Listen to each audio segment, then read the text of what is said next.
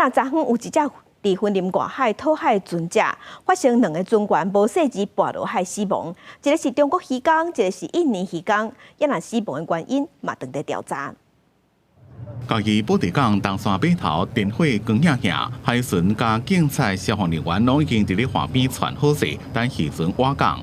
因为最5日到4点外，一台渔船吴姓68号发生2位船员跋海昏迷意外，分别是中国甲印尼籍的男性。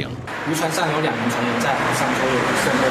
据船长表示，2人皆男性，分别为大陆籍与印尼籍，约30岁，约在16时许落海。渔船瓦港的时阵，稍有歹消息，2位船员经过救护人员评估，拢已经明显死亡。